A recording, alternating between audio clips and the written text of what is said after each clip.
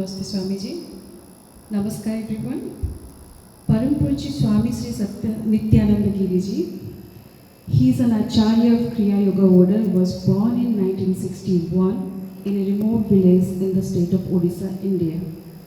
He was initiated into Kriyayoga meditation techniques in January 1994 and belongs to the order that follows Swami Sri Shiva. He renounced all social and family obligations in June 2002 to become a monk and started leading a monastic life at Rishikesh in the Himalayas. He is a revered monk and a master in the tradition of Kriya Yoga. From 2005, he has started teaching and occasionally initiating seekers into Kriya Yoga tradition, both in India and abroad. He is on a mission to disseminate the sacred knowledge that he has received from the master of this great lineage. He was living the life of a wandering monk from June 2008.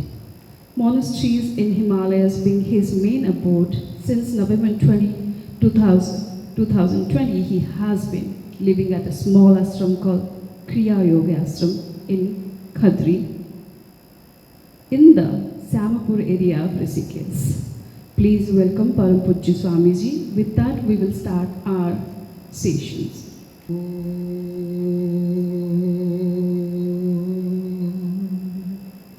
Bhadram karnidhi shrunuyama deva Bhadram pasye makshabhireyatra Stireirange tustuvan samstanubhi Vasema deva hitam yadayu Om Shanti Shanti Shanti.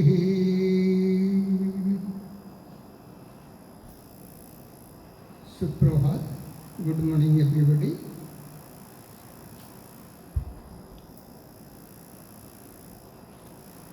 What is our problem?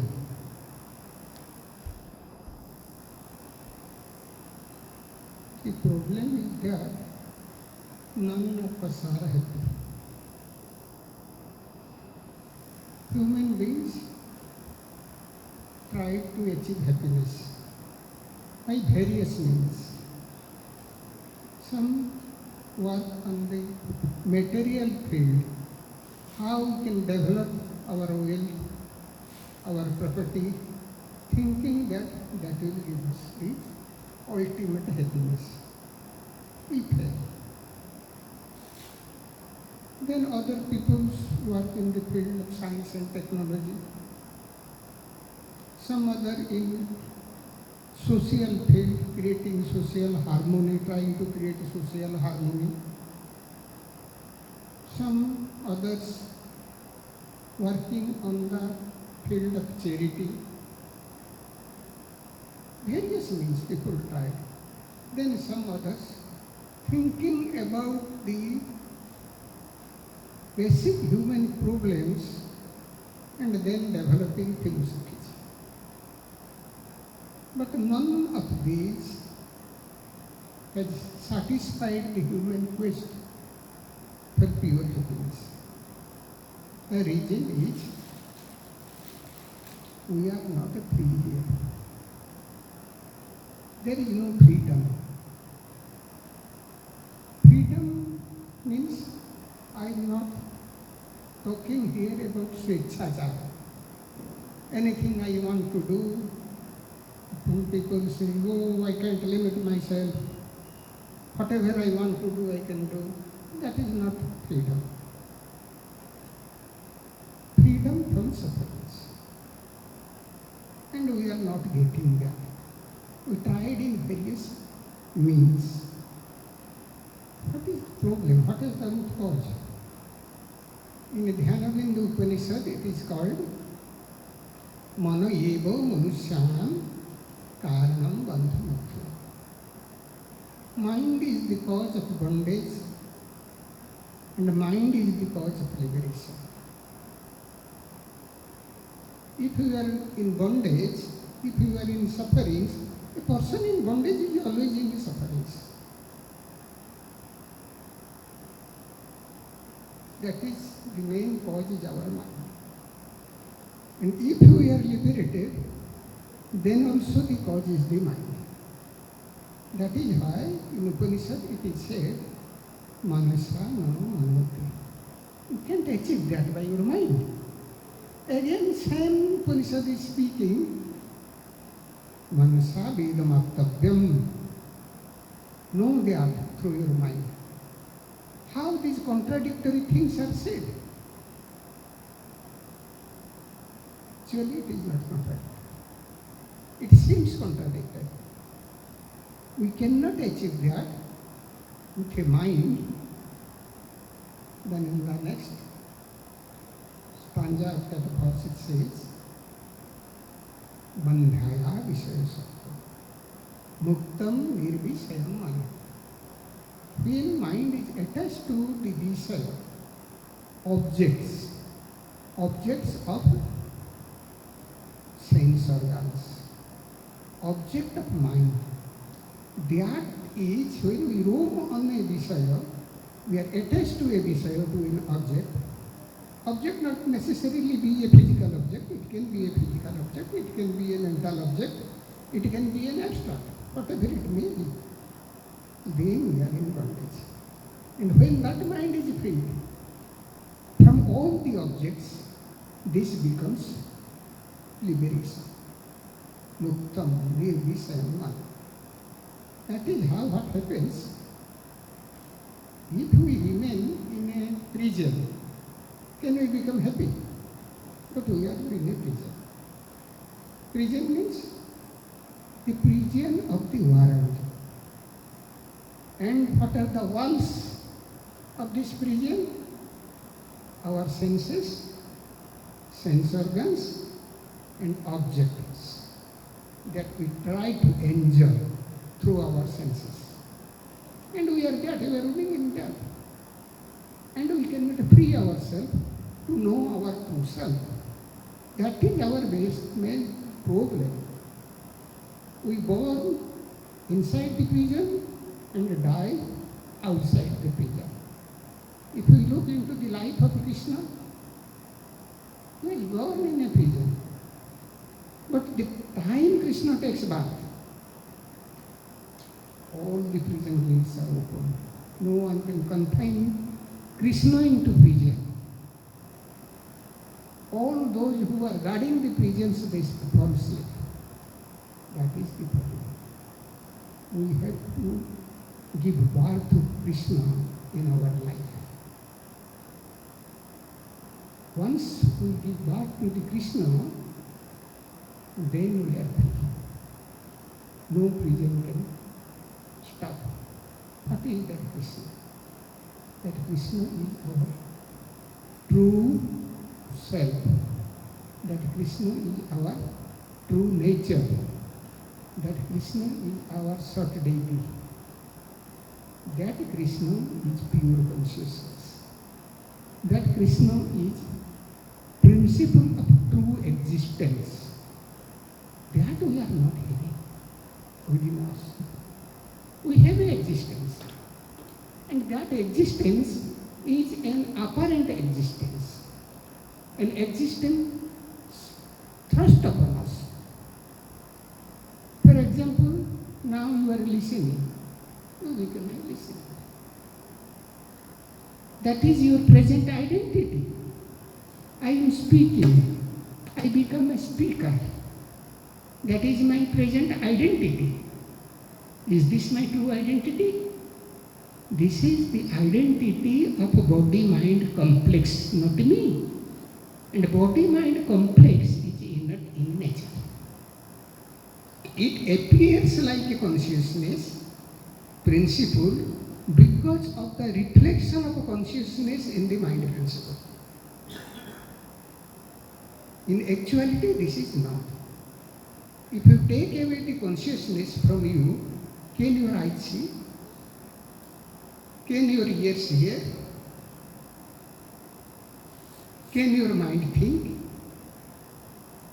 we forget that principle. Scriptures tells that principle in various names. It calls it Brahman, it calls it Shiva, it calls it Krishna, it calls it Rama, it calls it Devi. Names and forms doesn't matter. Yes, it matters in the phenomenal world when you start a spiritual practice. But in actuality, it is the principle, the tattva. And we don't know who we are. We are identifying with the body. I am happy. I am unhappy. I am rich. I am poor. I belong to this country. I belong to that country. I belong to this profession. I speak this language. All our identities. I am the father and mother of so and so. I am the son or daughter of so and so. All these our identities are identities related with our body-mind complex, which is not permanent. Anything that has a birth, that has a growth, that has changes or mutation, that has diseases, old age and death, they are not true principles. That can't be a truth principle. Behind that, hiding is the truth principle. That is the consciousness. We don't identify with that. So what happens when we are with all these limiting adjuncts? We feel constrained. We feel contracted. We feel that vastness has been squeezed. But our original nature is vastness, infinity. So we try to expand. But due to ignorance, we expand in a wrong way, in a wrong manner. Means, I think if I have a big house, I will be happy. I work hard, have a big house. Not yet happy. I think if I get this position in certain hierarchy, I will be happy. I work, I achieve. Still not happy. Why? I am trying to expand in a wrong manner. That since because my nature is expansion, my nature is infinite, but it is identifying with a limiting agent called body. That is why true identity must come to us. Without true identity, we will not have the bliss. We will not have that state where we are devoid of sufferings. Because these limitations, which is a creation of ignorance, not identifying with the truth principle, but identifying with the body, creates desires. Because we want to expand. If I have this, I will have this. If I have this, I will have this. But ultimately it does not happen. Now these desires creates karma, action, activity. And then these activities will give us results. If our activity is good, we have good results. If our activities are bad, we have bad results. We call it karma phala. And we enjoy that in a form of pain or pleasure. Then all these things has an imprint within us, within our mind stuff, chitta. Now, these imprints, which is in our chitta, it creates further desires, further action, and we are in the cycle, going life after life, life after life, without knowing our true self.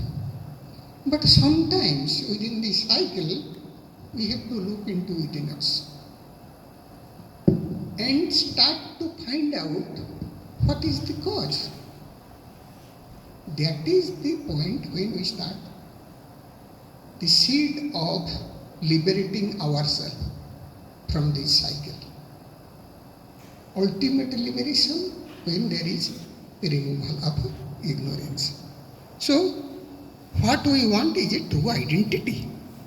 And that true identity is like Yoga says how we can achieve that true identity. Nowadays, when people hear the word yoga or say that we are practicing yoga, what they do generally is a set of physical exercise. That is good. But that is good only for your physical health. Nothing more than that. We need a body for practice of dharma. Sharira madhyam khalu dharma sadhana. Without this body, we cannot practice spiritual practice. We cannot do dharma. Nothing more than that. But what happens? We are so identified with the body that we start with body and end with body. Don't progress. That is not yoga. Yoga is when you are in your true identity. That is why Rishi Patanjali said, Yoga chitta vritti nirodha. Yoga is nirodha of chitta vrittis. When you halt your vrittis in a special manner, then that becomes yoga. How? To understand this, we should understand nirodha. Rodha means to halt, to stop. Here the word nirodha is used, not rodha. There is a prefix ni. When that is added to the word rodha, the meaning changes. Means you have to hold your vrittis of your chitta in a special manner. Normally, sometimes our vritti is held. Say for example, deep sleep. But when you get up, you have only knowledge that I had a good sleep. You don't have the knowledge of the self. Then how chitta vritti nirodha will give you to the realization? Here this thing happens, but happens in sloth, in ignorance, in tamas. That is to be done in a state of awakening, a state of full knowledge in the sattva qualities, not in tamas qualities. So what do we have to hold? Vrittis, activities. When we say vritti, in Indian languages, normally what do you understand vritti? The vritti of a teacher is to teach. The vritti of a doctor is to treat patients. Means your profession. What you profess, actually that gives you a earning to sustain your life. So by which you are sustaining yourself is called vritti. So by performing those activities you sustain. Similarly, our mind stuff sustains with some activities. That is why our mind is always busy with some sort of things. If it is stopped, it may occasionally happen in a sudden moment, then what you say, oh, my mind was not there. Actually, your mind was there. Activities are not there. That is what we have to stop. The activities of mind stop. Here what used is chitta. Chitta means here, it represents antakarana chatushta, 4 inner instruments. Mana, mind, buddhi, intellect, Aham, I sense. People normally doesn't understand I sense, but you say ego, they will understand. Actually, aham is not ego. Ahamkara is ego. When aham is used in a negative manner to establish yourself, then it becomes ahamkara. Aham is simply I sense, feeling of I, me and mine, and avachetana. Avachetana many times is also called chitta, because that is the vast part of our mind stuff, where all our physical activities, mental activities, verbal activities, all the imprints are stored. And time to time it comes up in the form of memory. Now, if something was good, happened to you 30 years before, now you remember it. Something was bad with you 30 years before, now you remember it, become sad or angry. Again suffering. Even if that has become past, we always try to remain either in past or projecting a future. Mind does not want to stay into the present moment, normal.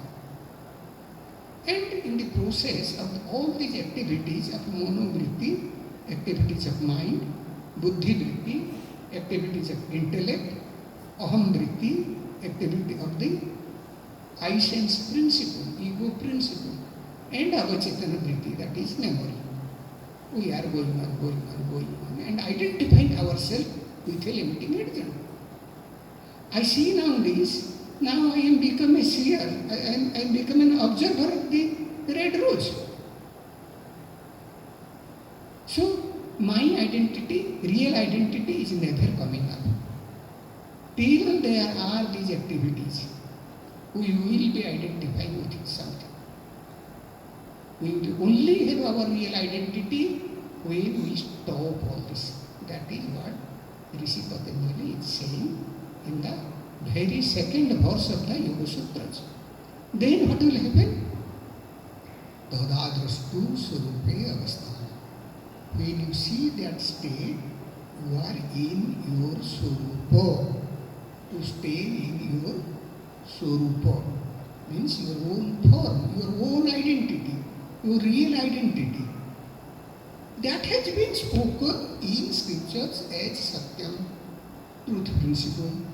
That has been spoken as Chit, consciousness. That has been spoken as Anandam, bliss principle. That has been spoken as infinite. Ananta. I can give you a discourse or you can read some books, you understand. But that understanding is an intellectual understanding. That understanding does not give us our real identity. Because we understand in intellect, not in embodied living. To understand that in embodied living, what we want is a practice. That is our spiritual practice. Without that, we will simply have intellectual understanding. That is the reason in Kathopanishad it is said, Oyam Atma Prabha Chenana Narabhya. You can't achieve the self by listening to pravachanaj. No medhaya, by high intellect. No bahuna sruti. By studying the Shruti, Vedas, a lot. Studying is necessary. I don't say studying is not necessary. Studying is necessary. Listening to discourses is necessary. But this will only give you an intellectual understanding. It will not put you on the right footing in the understanding. I understand intellectually, everybody knows that life is temporary. But when a death happens in a family, does that knowledge work? Very simple example. Every day we see there are people dying. Every day we see someone dying. That is what in Mahavatar Yaksha Prasna, Yaksha was asking King Yudhishthira, Imascharjam, what is the Ascharya here in this world? The answer was, every day we see people dying, but we behave as if there is no death. Same happens. We know it, that this is a reality. We know it, it will come to everybody. We know it, it can come at any age, not necessarily at the old age. We have that intellectual and scriptural knowledge. But when that happens to our near and dear ones, our spiritual knowledge, the intellectual spiritual knowledge does not work. Because we are not established in a truth principle. We are not established in a real identity. And real identity will come when we stop all these apparent identities of ours that has been imposed on us due to our vrittis. And when we stop all this, that is called yoga. And that is same as Samadhi. That is why in Sanskrit grammar it is said, Juj Samadho. Samadhi is yoga. Yoga and Samadhi are synonymous words. But unfortunately, in present day, we understand yoga as a set of physical exercise. That is only preparing your physical body so that you can sit for a longer period to work with our own mind. Then only you will have that knowledge. Otherwise, vrittis arupyo vitaratra. At the other times, when you are not established in yoga or not established in samadhi, then your vrittis give you the identity. So that is the state understanding yoga. If you read first 4 sutras, it is clear, it is very direct. There is no long explanations in Yoga Sutras. Then, how will you achieve that? Okay, that is the state. But how are you going to achieve that? That is called Kriyayoga. Kriya means action, Kriya means activity, Kriya means practice. So the actions we undertake, the activities we undertake to reach to a state of yoga, that is called Kriyayoga. The word is used by Rishi Patanjali in the sadhana path, the practice path, on the very first sutra of practice path. The Kriyayoga word is used as tapa, swadhyaya, Ishwara pranidhanani Kriyayoga, austerities. Tapa is austerities. The austerities we undertake. What is tapa? What is the definition of a tapa? Any activity we undertake, in English we say austerities, we say penance, but these words does not clearly indicate what tapas is. The definition of tapas is any activity, physical or mental, we undertake to restrain our senses, our indriyas.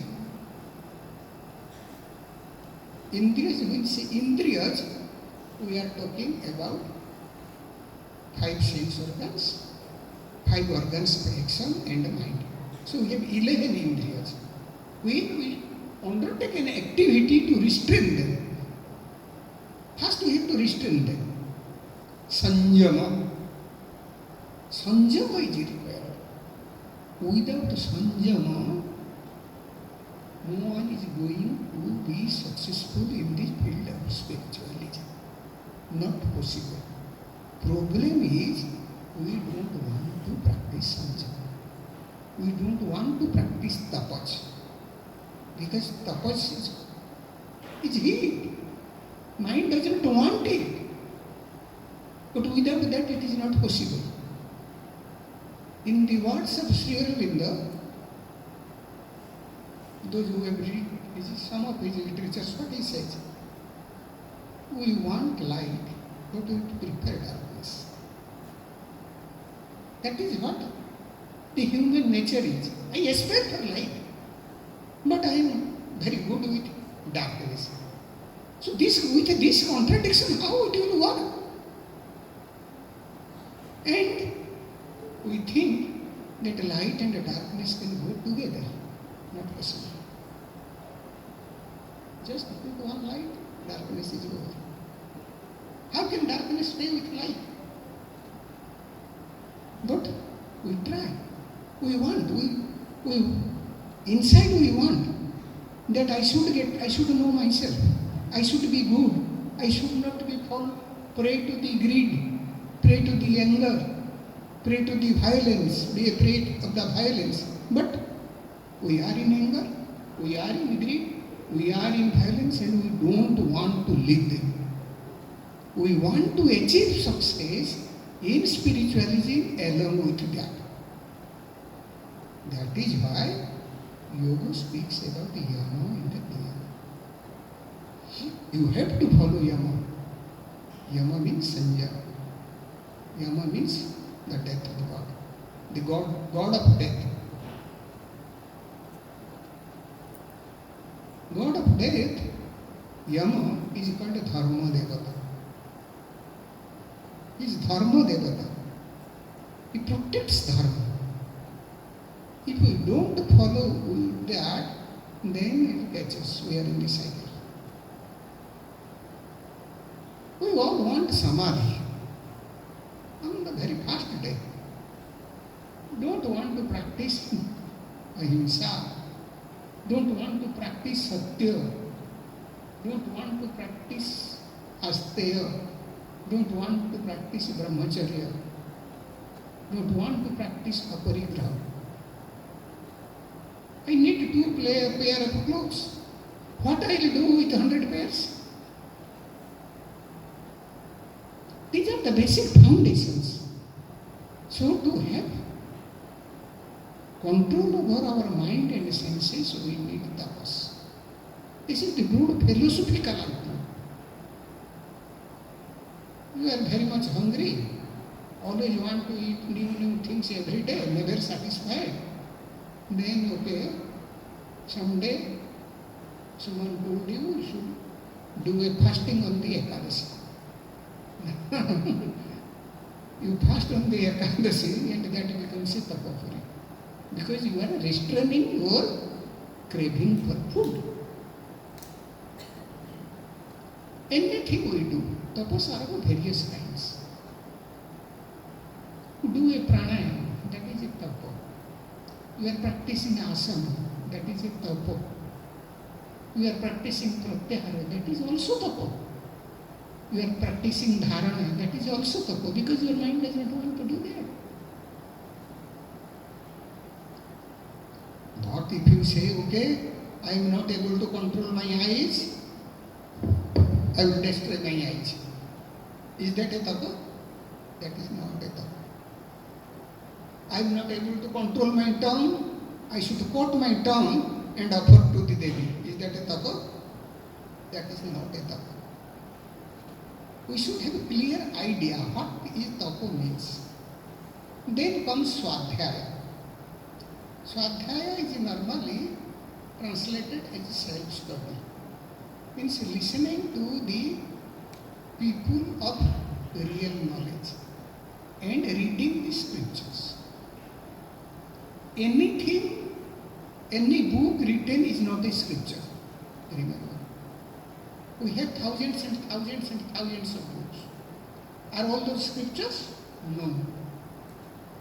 Scripture is that which comes from a Apta-Purusha, a person of realization.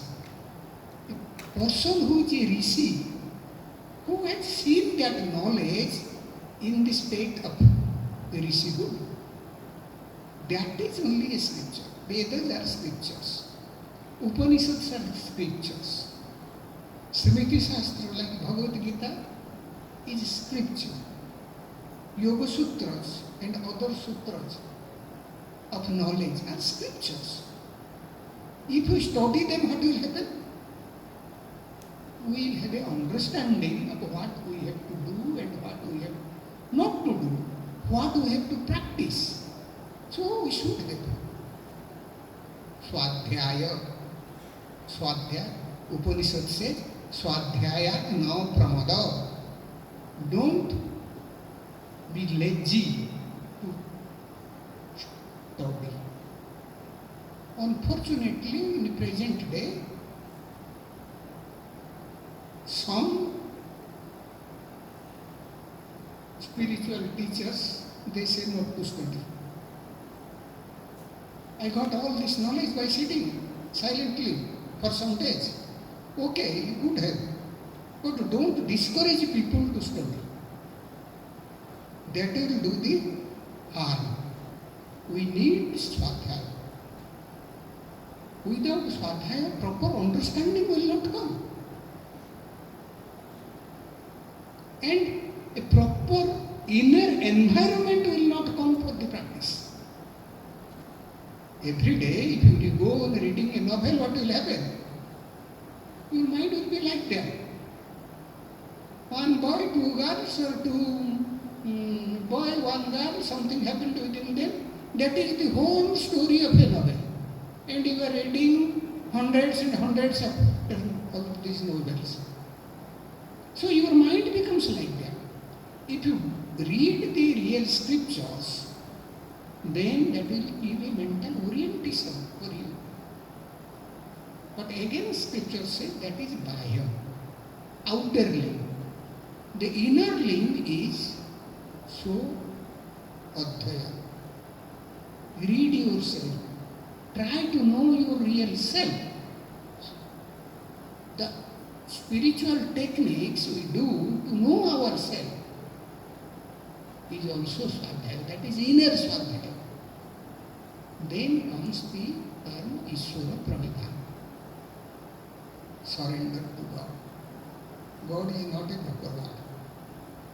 Proper word is Ishwara. We have to understand what is Ishwara. The definition of Ishwara is klesha, karma, vipaka, asaya, aparamrushta purusha vishesha, Ishwara. One, that the Purusha, who is a Purusha Vishesha, special Purusha. Why the word special Purusha is used? In Sankhya, the word Purusha was used. Means consciousness principle, truth principle within you. I am consciousness. In reality, I am consciousness principle. But I am suffering due to my ignorance. Ignorance has given me an eye sense. And that has given me desires, that has given me actions, and the results of the actions, and imprints of the action in this cycle. So I am suffering. A special Purusha is one who is not afflicted by the afflictions or sufferings or klesha. Kleshas are five. Ignorance, avidya, asmita, I sense, craving, raga, aversion, desha, abhimanasa. Inherent involvement, that is the fear of death. Though we have thousands and thousands of sufferings in various forms in our life, this can be grouped into these all five categories. So we suffer. But special Purusha Ishwara does not suffer. The special consciousness. In a simple way to understand, this is individual consciousness, which is the total consciousness, cosmic consciousness. That is Ishwara. In totality, where it will identify? That is infinite. So avidya does not touch that. Since there is no pleasure, there is no effort to removal of pleasure. So there is no karma. Though it does karma, but it is not afflicted, it is not attached to the karma. Then there is no vipaka, a result of karma, karma karma. It is not an enjoyer of karma karma. Individual is. Total is not. And the asaya, imprints of all these, is not there. It is where it is only with the nature, not with the consciousness principle. So, that special Purusha is Ishwara. You can name it Shiva, you can name it Vishnu, you can name it something, but that is the principle. We have to know that principle. We have to practice that principle. If you know that principle, if we practice that principle, then only surrender is possible.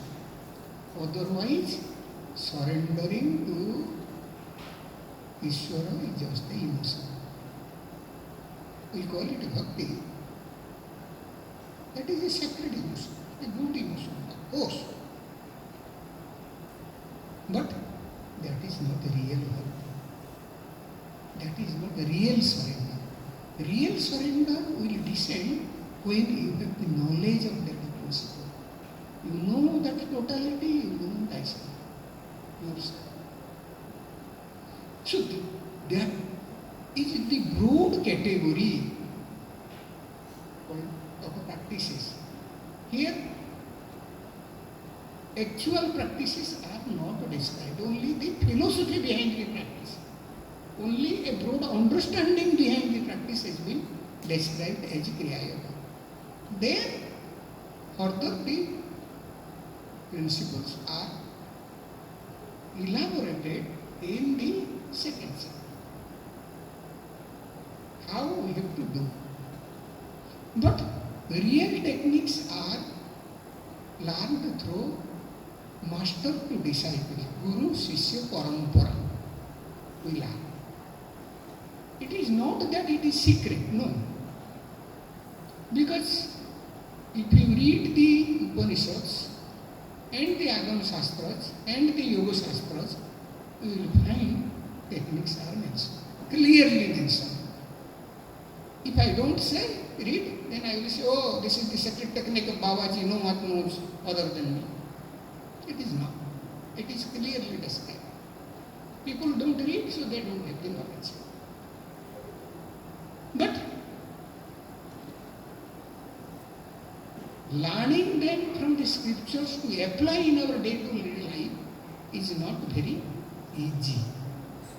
Because sometimes you may not have the proper understanding. Some people can have, not all the general people can have. So they need someone to show them, to tell them that you have to do like this, do like this, do like this. Now let us come, what is the basis of this technique? Our purpose is to establish in yoga or in samadhi to know the self. For that we have to stop the vrittis. But the nature of the mind is to remain with the vrittis. So it is just a contrast, just opposite. And we have thousands and thousands of vrittis. And we have to practice with our own mind. So how can we practice without going against the nature of the mind? So what we have to do? We have to practice with the mind, following the nature of the mind. Mind cannot stay without an object. So when mind is attached to an object, that is, there is an activity of mind. That activity is called vritti. And we are having not one, not two, thousands and thousands of vrittis. that has been categorized into 5 categories. I am not going into that. Just to say, for example, my mind is going here, going there, going there, going there. It is moving in thousands of objects and thousands of activities. Now I fix it with one. Maybe this red flower, red rose. So once I fix my mind with this red rose, now this microphone is not there in the mind. The person sitting on my front are not there in my mind, if I am able to fix it here. And some movements there is not in my mind. That means if I am able to fix my mind with one object, I remove all the others. Now I am in ekavritti, one principle. This one principle I can take. So I remove all the others. It is like removing the thorns from your soul by using another thorn. Here many people, not maybe many, but some, they are from villages in India. Okay? In those times we don't have shoes. We walk barefoot in our childhood.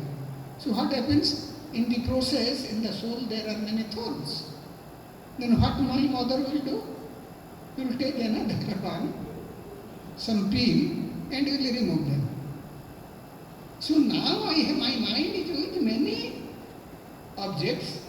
I concentrate with one object to remove all the objects. That process in yoga is called dharana. Deshabandha chittasya dharana. To fix your mind at one point, in one desha, so that it is not flickering to others. That is dharana.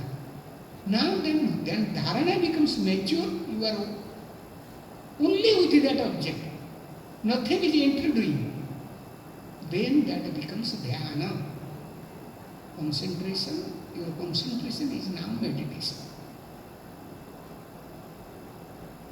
But in meditation, still then there are 3 vrittis.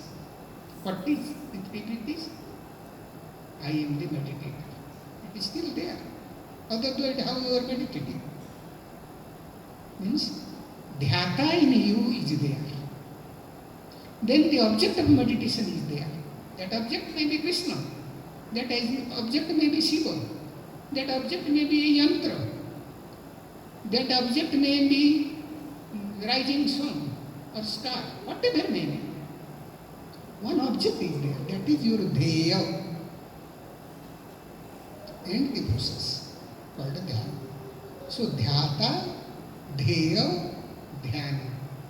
Meditator, object of meditation, process of meditation. 3 vrittis are simultaneously running in dhyana. When these 3 becomes one, that becomes the first stage of Samadhi. So what will happen there? I am the meditator concept will go from your mind. You are not, that vritti is not there.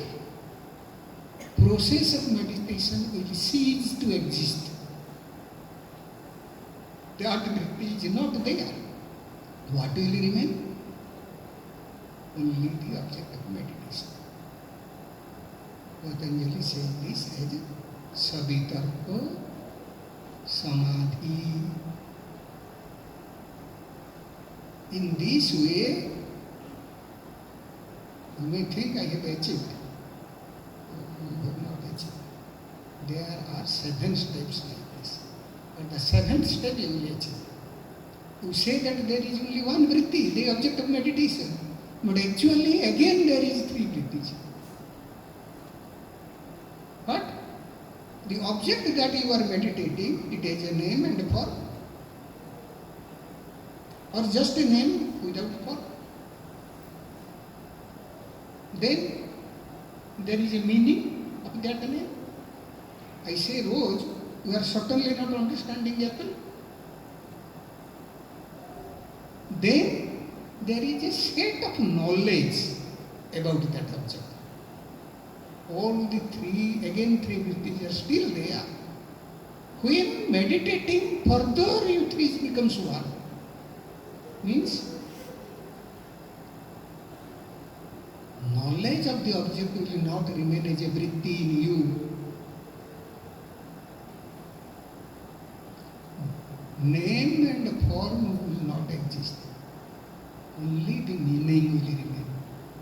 You will are in one with. Then you are in the second step of Samadhi.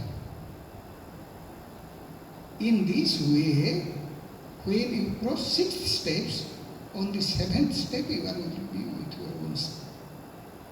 That Rishi Patanjali is calling as Asambhagya. That is the Samadhi, his meaning. Now these 6, they are the practice, the limb among one of the 8.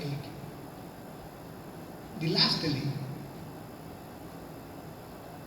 So for that, first we have to select an object of meditation.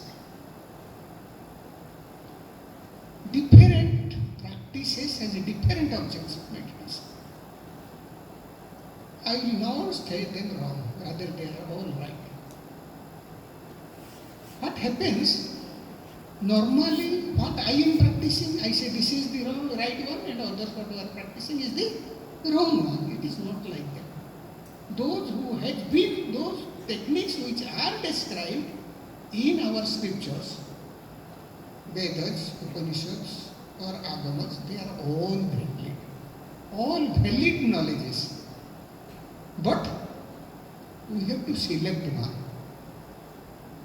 What the Kriyayoga tradition selects? Kriyayoga's tradition selects your prana as the object of meditation. It is not that other objects are wrong, no. We select our prana as an object of meditation.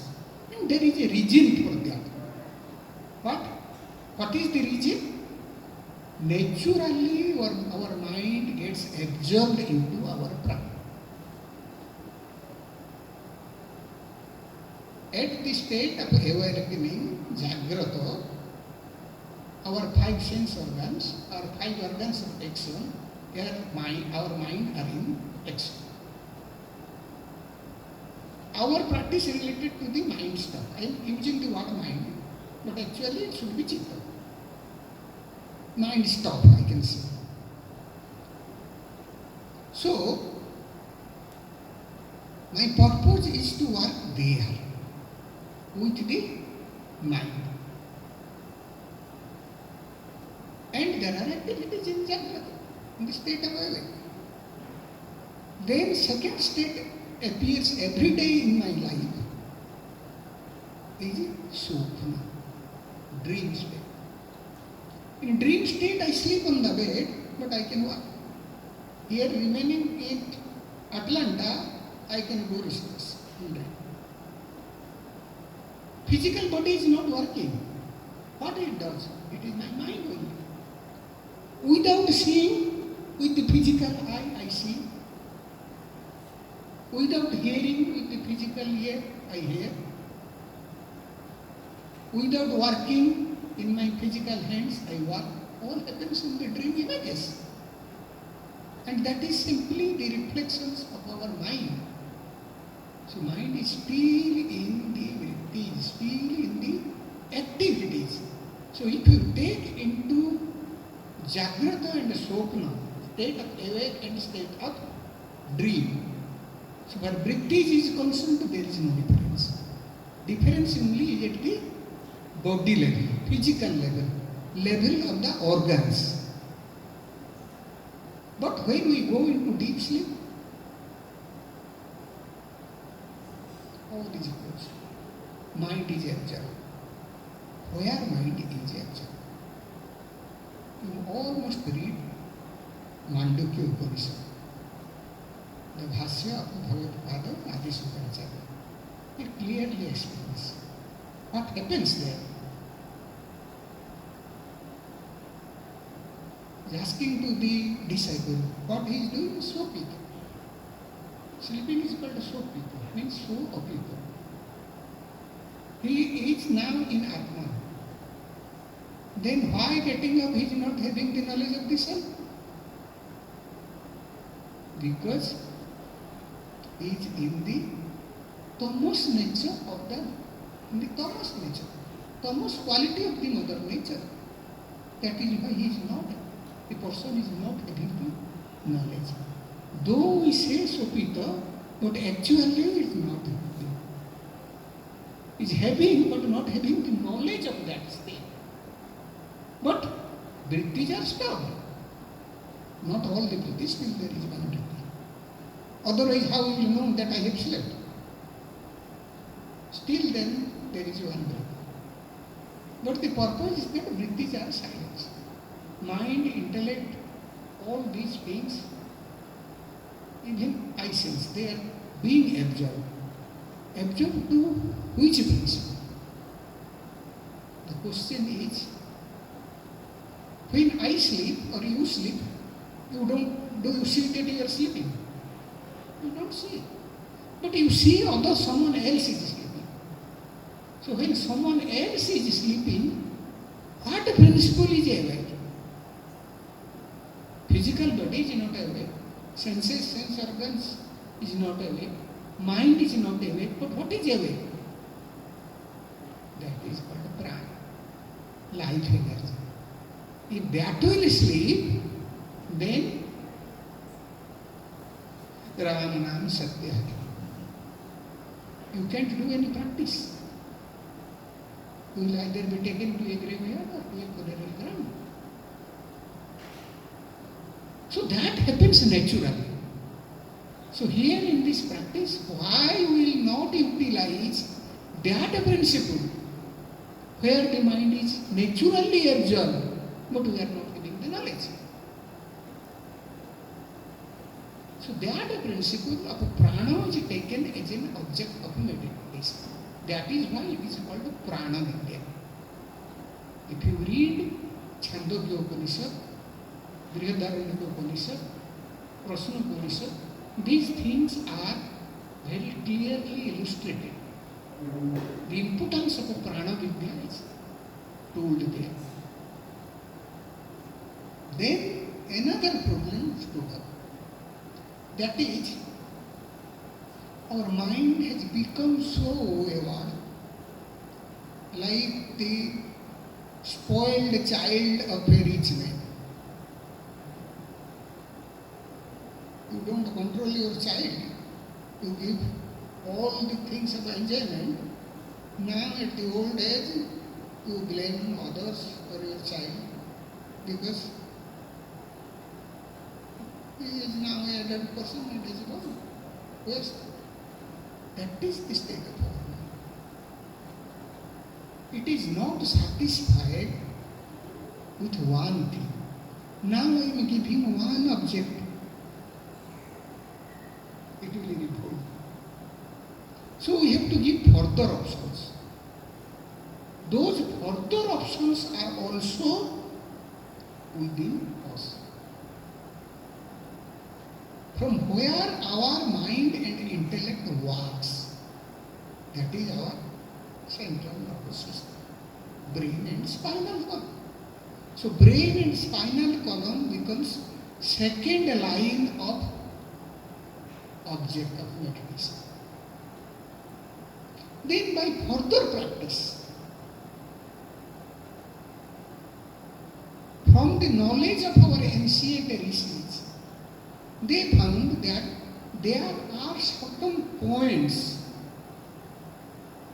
in our nervous system where the activity of Shakti, the activity of Prana is higher than others. Those are called chakras, kamalas, padmas. We also utilize them. At the base of the spine, we call it Muladhara. At the sacrum region of the spine, we call it Swadhisthana. At the lumbar region of our spine, at the level of lumbar 2 and lumbar 3. For some people it may be lumbar 2, for some people it may be lumbar 3, where the spine gets taper. That is Manipura. At the dorsal region of our spine, behind the heart, at the dorsal 4 and 5, that is Anahata. At the cervical region of our spine,